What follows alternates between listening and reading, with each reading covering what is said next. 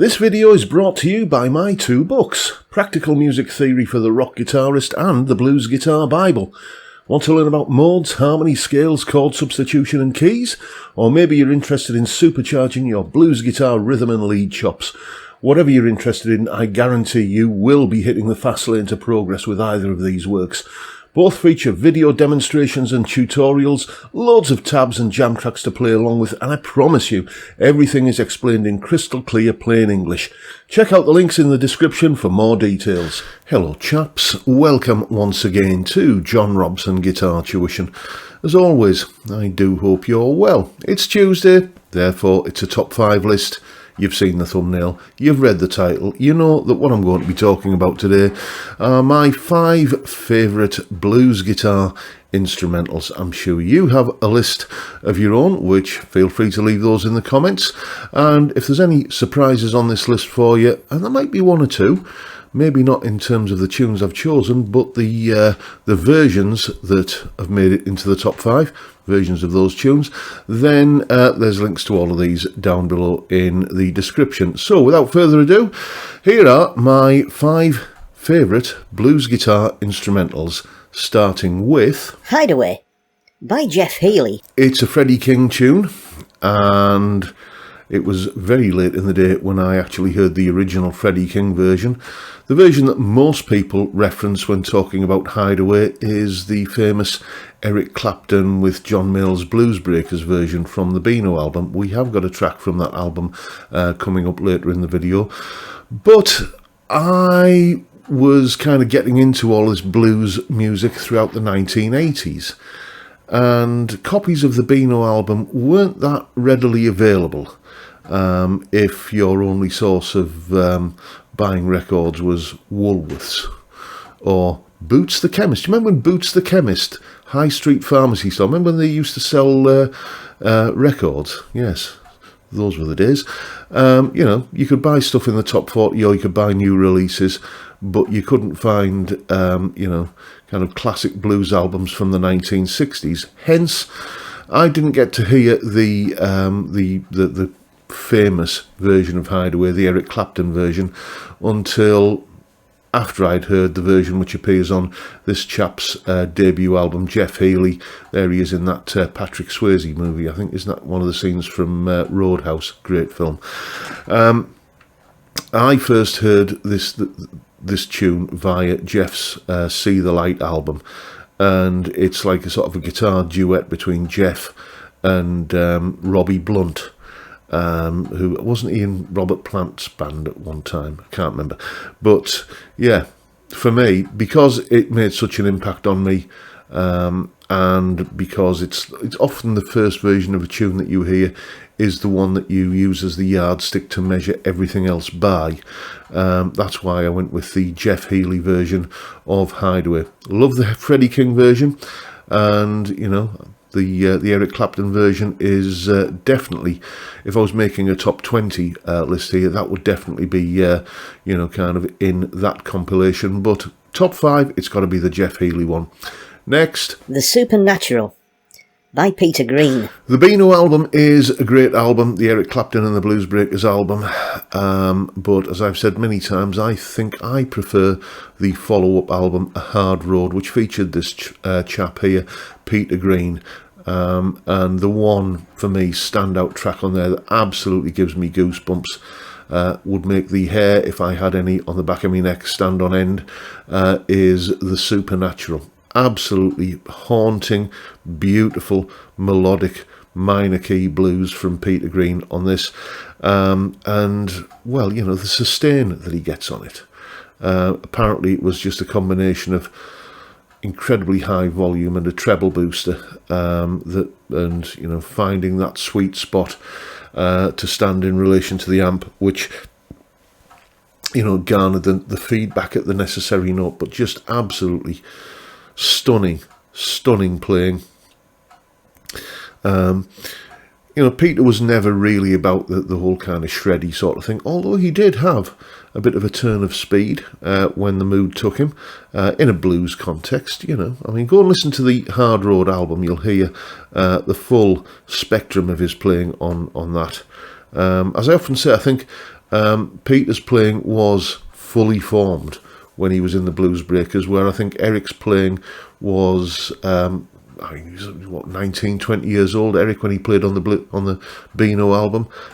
It's still a work in progress at that point. I think he really matured a few years later on the Layla sessions. So for that reason, I prefer the Peter Green Blues Breakers album, A Hard Road, and the Supernatural is just by a country mile my favourite track on there, and it could not have been left off this list. Next. Rude Mood by Stevie Ray Vaughan. Yeah, it was a bit of a kind of a toss of a coin between Rude Mood from the Texas Flood album or Scuttlebuttin' from the Couldn't Stand the Weather album. And I almost went with Scuttlebuttin', but something just because I heard Texas Flood before I heard the second album, Couldn't Stand the Weather. This was like what really kind of introduced me to the fiery, speedy style of blues that, but still somehow kind of funky and loose and just a little bit raggy around the edges in a very, very pleasing way indeed. I mean, again, another one that I could have gone with here would have been something like, how he always used to put like a bit of a different track right at the end of the album. I'm thinking of a track like Riviera Paradise or Lenny or Stang Swang or any of those or Life Without You from the Soul to Soul album. But yeah, if we're talking instrumentals, up-tempo, fast boogie blues, then yeah, I just went with Rude Mood. It could have been Scuttlebuttin', but Rude Mood was the one that I heard first, so that I think was the thing that swayed me and made me include that on the list rather than Scuttlebuttin'. Both great tracks. I mean, everything he did was great, wasn't it? But Rude Mood by Stevie Ray Vaughan and Double Trouble. Next. Stepping Out by Eric Clapton. Told you there was a track from the Beano album. When I finally got to listen to this album, the one track that I would keep going back and using the kind of skip button on the on my first ever CD player. I got my first CD player, I think, in 1989, and it was they were just too expensive to own at the time. I used to have one on loan, well, not on loan, but I hired it from Radio Rentals, a hi-fi separate system, and I went out and immediately started buying CDs. And there was a great record and CD shop, long since gone, in Middlesbrough on Linthorpe Road called Alan Fernley Records. Viewers from this part of the world will no doubt remember that fondly. And I just said, have you got this album, John Mayall and the Blues Breakers with Eric Clapton, the Beano album? And he says, no, but I can get it for you. So he did. And about 10 days later, how quaint is that? Nowadays we want music, we just kind of click and it's there, but in those days, like 1989, you used to have to go to put your hat and coat on and your shoes and go to the shop and get a bus into town. And anyway, got the album. And by far for me the standout track was Stepping Out, the old Memphis Slim instrumental, originally done, I think by Memphis Slim. He was a piano player, wasn't he? But yeah, Clapton's tone on this is just, well, it's just textbook Les Paul into a Marshall, isn't it? I absolutely love the tune, and I think, as I say, notwithstanding what I've said about Eric's playing being a little bit underdeveloped, a work in progress at this time, this really does have the fire and ferocity that maybe he was lacking in later years. So there you go, Stepping Out from the Beano album. Next. The Stumble by Love Sculpture. Yes, another track off the Hard Road album, the Peter Green Blues Breakers album, was another old Freddie King tune, The Stumble. And that for many people is the definitive version, but as I say, the version that you often hear first, the version that you come across first, is often the benchmark, the yardstick against which you judge subsequent versions. And I had this very album back when I was 17, long before I knew anything about the Blues Breakers. I think I was probably only about 15. Long before I knew about the Blues Breakers or not. I hadn't been on that particular journey of discovery by that time. And this is the album where there's the famous Love Sculpture version of Kachachurian, Sabre Dance, and there's another sort of pseudo-classical kind of thing on there as well, and I forget what it is. But also on this album there is a rather fantastic version of The Stumble.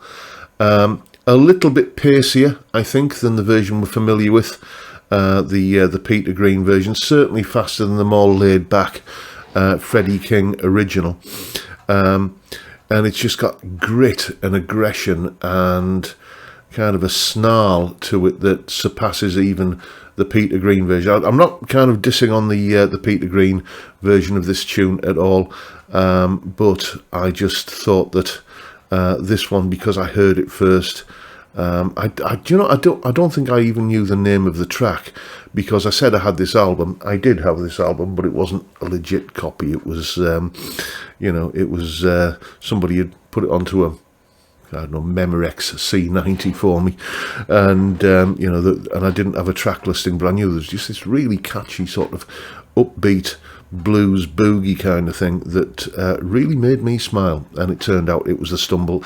And Dave Edmunds on lead guitar, of course, in Love Sculpture. Later went on to much greater things with Rockpile, and then a solo career, and many other things. But that was my introduction to his guitar skills on that Love Sculpture album. Fantastic stuff.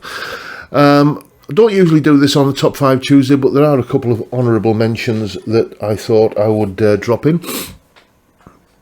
The more observant amongst you will have noticed that there hasn't been a single Gary Moore mention. I'm doing a video about my favourite blues guitar instrumentals and no mention of Gary. Well, truth is, he's not done that many blues guitar instrumentals. Most of his blues stuff tends to have vocals. I could have included his version of The Stumble if I'd wanted to, include Gary on the main list, but I genuinely, I don't dislike Gary's version, but the Love Sculpture one was the version I heard first, and therefore it has a place in my heart. So if I was going to pick a Gary blues instrumental, the best one I could come up with is Blues for Narada. Now, it's not really a blues tune, but it's got blues in the title. It is an absolutely exquisite bit of melodic rock guitar playing. We could call it blues, I suppose, even though it's not a blues tune in kind of traditional sense. It encompasses every element of Gary's playing, from his achingly beautiful melodic sensibilities to his just full-on fire hose, kind of forceful shredding. Just fantastic stuff. So Blues for Narada by Gary Moore, there's an honourable mention. And perhaps the one that might surprise you is Joe Satriani's Surfing with the Alien. That's a blues. I'm sorry, but it just is. Structurally, it's a blues, and he's using all kinds of blues scale licks and stuff in it. It goes off on a bit of a tangent in the middle section, but it is, I consider it a blues. So much so that I did kind of a blues cover of it many years ago. And I tell you what, as a special little treat for all of my wonderful people who support me on Patreon, there's the address, link in the description. I've just decided I'm going to put my cover version of Surfing with the Alien, my blues cover version of it, up on Patreon, so you can have a free download of that. I might have done it before, but it's been a while. So anybody new to the channel, anybody new to my Patreon can go and hear me getting all bluesy with a classic 80s shred track. It's fun, I promise. So anyway, folks, those are my top 5 favourite blues guitar instrumentals, plus a couple of honourable mentions. Feel free to let me know what yours are down in the comments. As I say, if any of these are new to you, maybe some of the versions, like the Love Sculpture track, or the Jeff Healey track, then links to all of them are in the description. Go and check them out. But that's it for today, folks. Hope you've enjoyed the video and found it entertaining and possibly informative in some small way. And if that's the case, please hit the subscribe button and the notification bell if you haven't already done so. And why not drop me a like as well while you're at it. And don't forget the live stream every Friday, 5 PM UK time. Beer and chat on a Friday. That's all it is. Doesn't need to be any more complicated than that. It's a fantastic way to kick off the weekend, and I'd love to see you there if you can make it. But for now, I'll bid you all a good day and say thank you so much for watching. Thank you for your time. Look after yourselves, folks. Stay well, stay safe, and above all, stay sane. Bye for now.